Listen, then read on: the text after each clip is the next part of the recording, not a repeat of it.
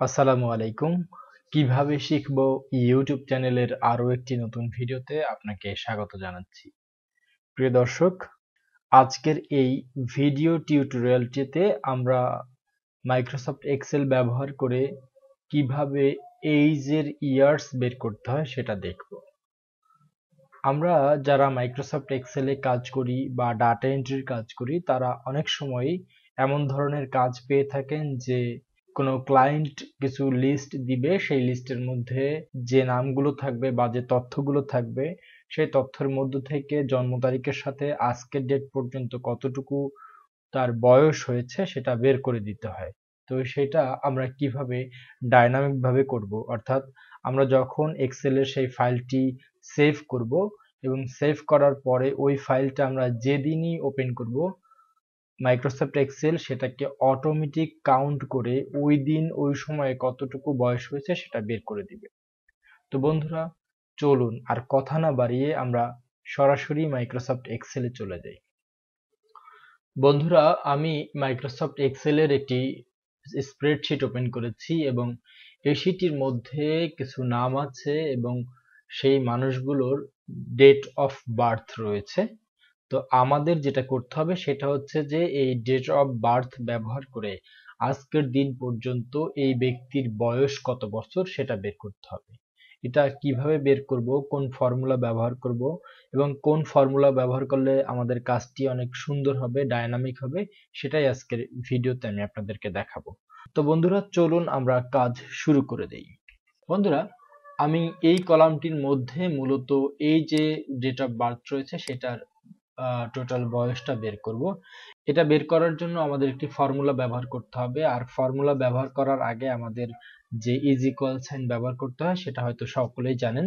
আমি এখানে সমান সমান চিহ্নটাকে কল করলাম। কল করার পরে আমরা এখানে ডেটেড ইফ নামের একটি ফর্মুলা রয়েছে, সেই ফর্মুলাটিকে ব্যবহার করব। তো ফর্মুলার বানানটি হচ্ছে DATED এরপর IF।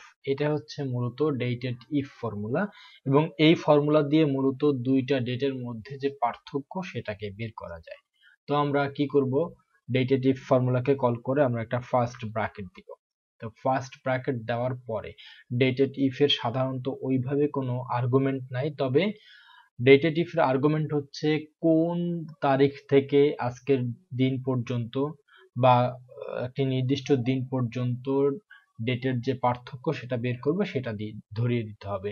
আমরা যেহেতু জন্ম তারিখ থেকে আজকের দিন পর্যন্ত কত বছর বয়স হচ্ছে জানতে চাই, সুতরাং আমরা এখানে এই যে জন্ম তারিখের যে সেলটি সেটিকে ধরিয়ে দিলাম। ধরিয়ে দেওয়ার পর আমরা এখানে একটি কমা দিব। কমা ব্যবহার করে আমরা কোন তারিখ পর্যন্ত হিসাব করব। আমরা যেহেতু বলেছিলাম যে আজকের তারিখ পর্যন্ত এই যে জন্ম তারিখ দেওয়া আছে সেই থেকে আজকের তারিখ পর্যন্ত কতটুকু এজ হয়েছে সেটা বের করব বা কত বছর বয়স হয়েছে সেটা বের করব।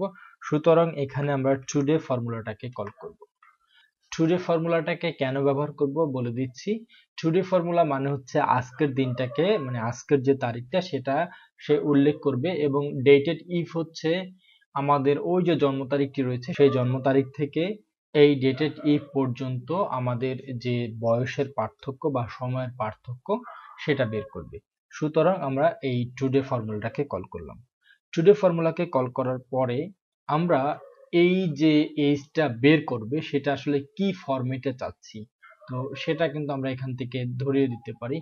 যেহেতু আমরা চাচ্ছি যে কত বছর মানে ইয়ারটা বের করতে, সুতরাং এখানে আমরা টুডে ফর্মুলাকে কল করার পর ফার্স্ট ব্র্যাকেট ওপেন এবং ক্লোজ করার পর আমরা একটা কমা ব্যবহার করব।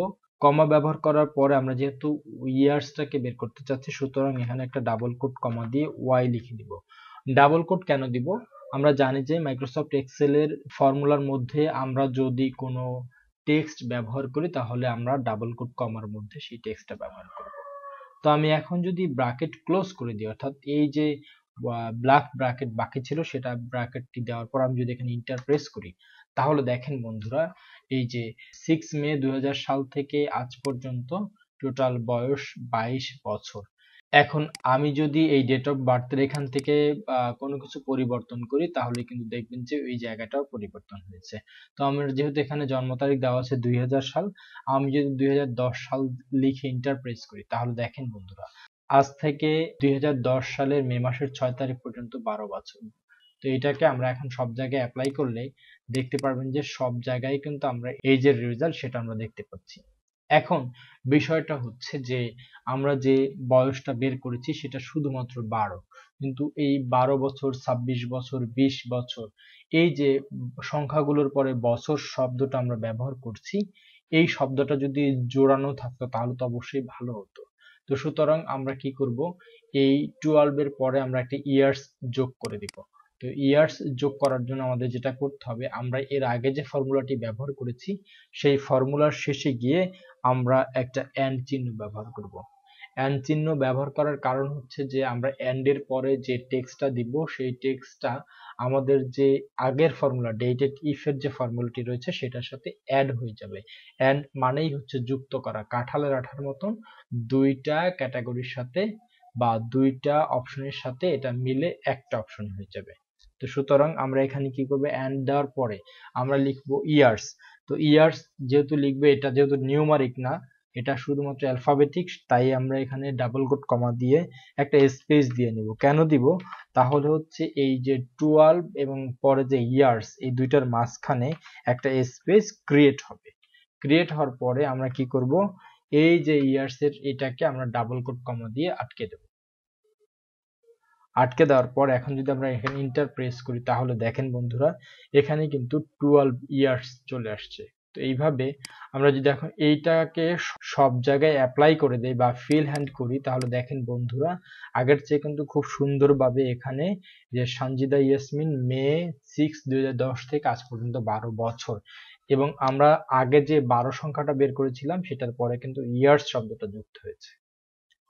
আশা করি বন্ধুরা আজকের এই ভিডিওটি আপনার ভালো লেগেছে। যদি আজকের ভিডিওটি আপনার ভালো লেগে থাকে তাহলে রিকোয়েস্ট করব আজকের ভিডিওটিতে আপনি একটি লাইক দিন। আপনার সুন্দর একটি মতামত এই ভিডিওর কমেন্ট বক্সে দিয়ে যাবেন। আর আপনি যদি আমার চ্যানেলে নতুন হয়ে থাকেন তাহলে অবশ্যই আমার চ্যানেলটিকে সাবস্ক্রাইব করবেন। পাশে থাকা যে বেল আইকনটি রয়েছে সেই বেল আইকনটি অন করে দিবেন, যাতে করে পরবর্তীতে কোনো ভিডিও আপলোড করার সাথে সাথে আপনার কাছে একটি নোটিফিকেশন চলে যায়। পরবর্তী ভিডিও দেখার আশা রেখে এখানেই শেষ করছি। সেই পর্যন্ত সবাই ভালো থাকুন, সুস্থ থাকুন।